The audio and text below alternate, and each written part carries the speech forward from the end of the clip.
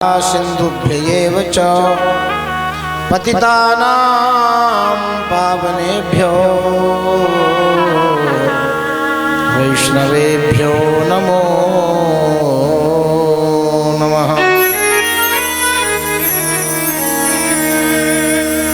जय जय श्री राधारमण, जय जय नवल किशोर, जय गोपी चित चोर प्रभु,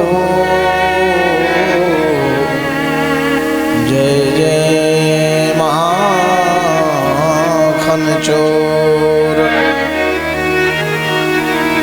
जिसने अपनी सौंप दी प्रभु को जीवन डोरी, उलझ कभी सकती नहीं, पकड़े अवध किशोर। प्रेम से बोले गोविंद भगवान की जय, बाल कृष्ण भगवान की जय, सपरिकर भागवत जी महाराज की जय, श्री हनुमान जी महाराज की जय, श्री सीताराम जी महाराज की जय, सब संतन की जय, सब भक्तन की जय, सब विप्रन की जय, अखिल गौवंश की जय। जय जय श्री राधे। तेरी पार करेंगे नैया, भजो कृष्ण कन्हैया। पार करेंगे नैया, भज कृष्ण कन्हैया। तेरी पार करेंगे नैया, भजो कृष्ण कन्हैया। तेरी पार करेंगे नैया, भज कृष्ण कन्हैया। कृष्ण कन्हैया बलदाऊ जी को भैया, कृष्ण कन्हैया बलदाऊ जी को भैया। श्री कृष्ण कन्हैया बलदाऊ जी को भैया, कृष्ण कन्हैया बलदाऊ जी को भैया। तेरी पार करेंगे नैया, भज कृष्ण कन्हैया। पार करेंगे नैया, भज कृष्ण कन्हैया।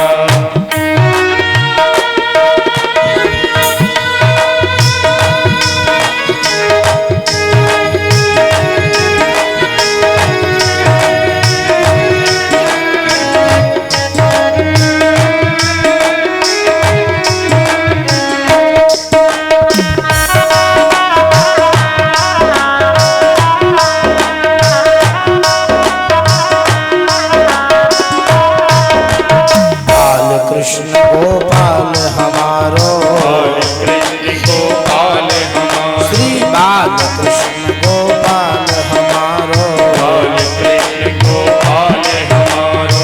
गोपिन के प्राणन ते प्यारो, गोपिन के प्राणन सो प्यारो। गोपिन के प्राणन ते प्यारो, गोपिन के प्राणन सो प्यारो।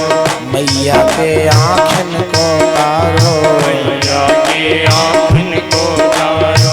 मैया के आँखन को तारो, मैया के आँखन को तारो। नंद महर को छैया, भज कृष्ण कन्हैया।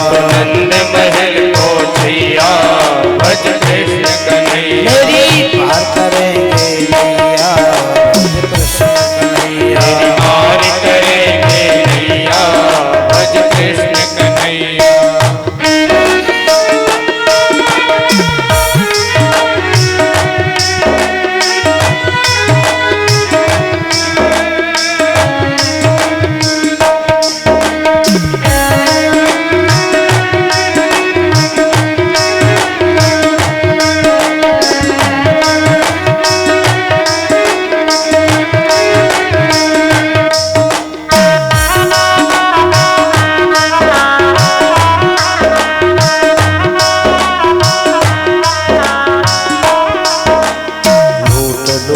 दधि माखन खावे, लूट लूट दधि माखन खावे। बंसी बट तट धेनु चरावे, बंसी बट तट धेनु चरावे। श्री वृंदावन में रास रचावे, वृंदावन में रास रचावे। वृंदावन में रास रचावे, वृंदावन में रास रचावे। माखन चो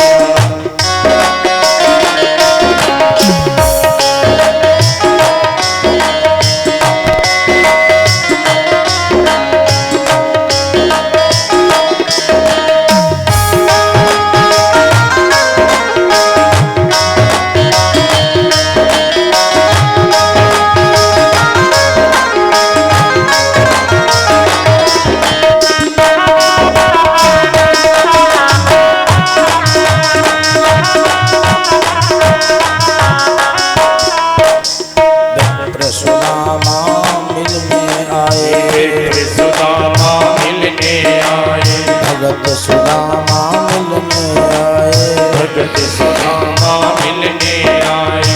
मुट्ठी भर तंदुल को लाए, मुट्ठी भर तंदुल को लाए। भगत सुदामा मिलने आए, भगत सुदामा मिलने आए। मुट्ठी भर तंदुल को लाए, मुट्ठी भर तंदुल को लाए। प्रेम सहित हरि भोग लगाए, प्रेम सहित हरि भोग लगाए। कह के भैया भैया भज कृष्ण कन्हैया। तेरी पार करेंगे नैया, भज प्रेम कन्हैया। पार करेंगे नैया, भज कृष्ण कन्हैया। तेरी पार करेंगे नैया, भज प्रेम कन्हैया। तेरी पार करेंगे नैया, भज कृष्ण कन्हैया। पार करेंगे नैया, भज प्रेम कन्हैया। तेरी पार भज कृष्ण कन्हैया।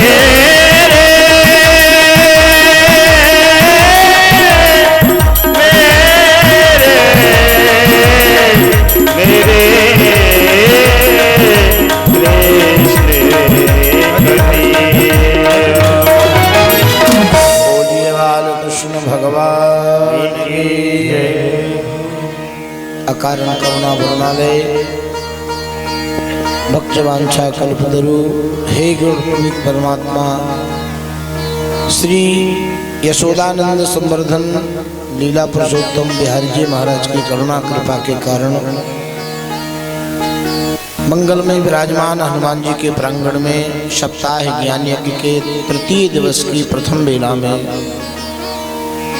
नैमिष के मंगल में सत्संग सत्र में सूत जी महाराज सौनकादिक महर्षियों को प्राणी मात्र के अशेषक क्लेश की नाश के लिए जो भगवान की कथा है जिसका नाम भागवत है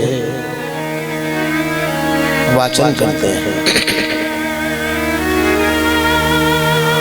विद्वानों के यहाँ एक सूक्ति है, विद्यावताम भागवती परीक्षा।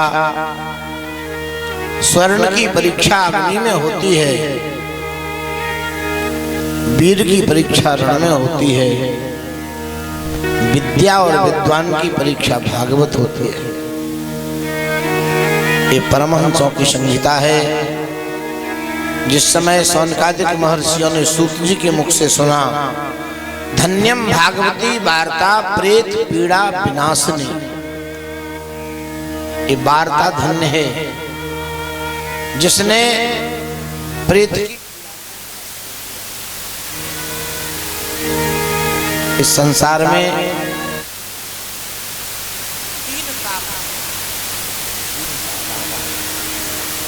तो तीनों तापों से पूरा ब्रह्मांड तप रहा है। तापत्रय विनाशाय, बड़ी सुंदर चर्चा है। महर्षि सौनकादिकों ने कहा महाराज जी दुनिया पाप से डरती है, ताप चित्त में नहीं लाती।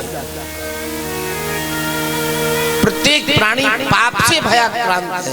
पाप पाप पाप, ये ताप क्या है?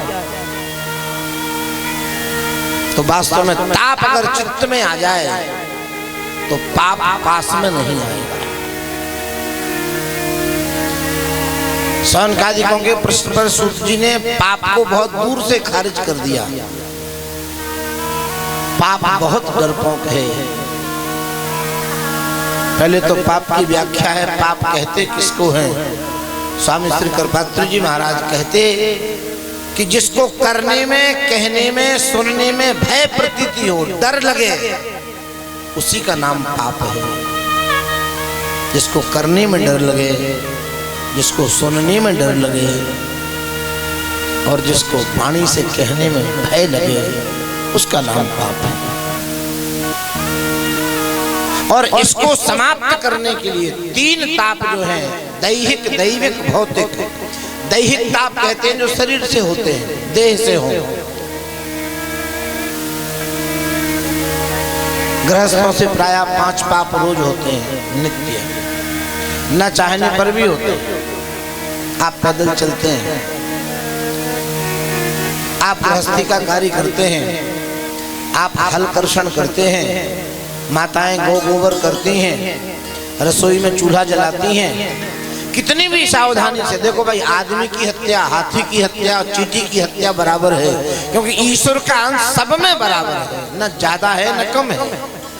ये नहीं सोचना कि 1 किलो का प्राण हमारे पास है, चींटी में एक अंश नहीं, नहीं, एकदम अंश उतना ही है। अरोड़नियान महतो महियान, अणु से भी अणु है वो। आप अपने प्राण को देख नहीं सकते, किसी ने अपने प्राण को नहीं देखा। वैज्ञानिकों ने सोचा देखें प्राण को देख लें, तो शीशे में वेंटिलेशन पैक कर दिया मृतक प्राणी को, और जब शरीर छूटा तो शीशा फट गया। वो सूक्ष्म इतना बलवान है जो सब में व्याप्त है। चाहे चींटी मरे तो पाप लगे, और किसी मानव की हत्या हो तो पाप लगे। इसीलिए पंचम स्कंद में इसकी बड़ी विलक्षण व्याख्या है, जिसमें रहुगण को महर्षि भरत अपने कंधे पर ढोएंगे तो ये प्रसंग वहां उपस्थित कर देंगे। कुछ भी इस संसार में, हमारे यहाँ वृक्षों की जो आप काटते हैं, ये भी मानव जैसी हत्या है। वृक्ष भी बेचारे बोल नहीं पाते हैं, लेकिन इसमें परमात्मा तत्व व्याप्त है। चराचर में जो दिख रहा है वो ईश्वर है। ये भागवत का मूल सिद्धांत है। जो कुछ भी जहां तक दिख रहा है, सर्वम खल्विदम ब्रह्म, उपनिषद की आख्यायिका, सब जगह भगवान है, सब जगह भगवान है। इसका अनुभव किसको होता है? बोले जो निष्पाप होगा। द्रोणाचार्य जी ने अपने 2 शिष्यों की परीक्षा ली, एक दुर्योधन की, दूसरे धर्मराज युधिष्ठिर की। एक एक पक्षी पकड़ा दिया, बेटा जहां एकांत हो उनका वध करके ले आओ। धर्मराज युधिष्ठिर पूरे जहां तक उनका क्षेत्र था घूमे, लेकिन जहां उस पक्षी के वध करने की मानसिकता बनावे, ऐसा लगे उन्हें कोई रोक रहा है, वो यह दुष्कृत्य नहीं कर पाए। और दुर्योधन गया एक खंडहर में, एक कोने में छिपके उसकी चूड़ियां कस दी पक्षी की, प्राण पखेरु उड़ गए। लौट करके जब आए तो धर्मराज का पक्षी जिंदा था, दुर्योधन मरा हुआ लाया। धर्मराज तुमने नहीं मार पाया एकांत में इसको? बोले प्रभु जहां मारने की योजना बनाते थे वहां कोई रोक रहा था हमें। जब कोई रोक रहा है इसका मतलब वहां वो विद्यमान था, तब तो रोक रहा था। केवल हमें अनुभव करना है, ईश्वर खोजना नहीं है। खोजा तो हो जाता जो खो जाए, खोजा तो हो जाता जो खो जाए। हमें ईश्वर पहचानना है, बस ये भागवत का सूत्र है। ईश्वर पहचान की सामर्थ्य ये भगवती भागवत देती है। जिस परमात्मा से मिलने के लिए तुम मंदिर जा रहे हो, क्या पता कोढ़ी बनकर के दरवाजे मंदिर के बाहर ही पड़ा हो वो। ईश्वर पहचानने की दृष्टि, और यही ताप है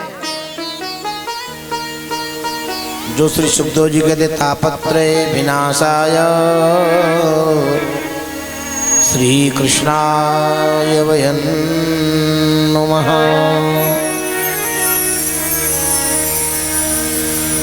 धुंधकारी के पाप से प्रेत योनि प्राप्त हुई, और गोकर्ण जी ने जब उसको भगवान की कथा सुनाई तो उसके ताप सिरे से खारिज हो गए। कथा से पाप नहीं मिटता, बिल्कुल नहीं। कथा से तो ताप का नाश होता है, जो जीवन में फिर पाप पैदा ही नहीं होता, प्रकट ही नहीं हो पाएगा। कोई स्थान समाप्त हो जाएगा, मन बुद्धि चित्त अहंकार शुद्ध हो जाएंगे, पंचकोश शुद्ध हो जाएंगे, अन्नमय कोश, मनोमय कोश, ज्ञानमय कोश, विज्ञानमय कोश, आनंदमय कोश में पहुंचोगे आप। जो कल व्याख्या हुई थी, पांचे भूले देह सुधी, छठे भावना रास की, साते पावे रीति रस श्री स्वामी हरिदास की। ये परमहंसों की संहिता है जिसका नाम भागवत है। आइए हम उस स्थल पर ले चल सकते हैं जहां श्री सूत जी महाराज सौनिकादिकों से मंगलमय चर्चा कर रहे हैं। अतते संप्रवक्षामः इतिहासं पुरातनम् यहाँ एक 3 श्लोक में श्रोता वक्ता के लक्षण हैं जो जरूर जान लेना चाहिए। श्रोता को सात्विकता, पूरी सात्विकता से जीवन 7 दिन बरतना चाहिए। और 7 दिन का ये तो केवल एक उदाहरण है, जीवन 7 ही दिन है, याद रखना। हाँ, जिस समय परीक्षित को श्राप हुआ तो परीक्षित बड़े प्रसन्न थे। लोगों ने कहा मौत का श्राप हो गया, प्रसन्न हो। परीक्षित ने कहा इस संसार में किसी को मौत ने एक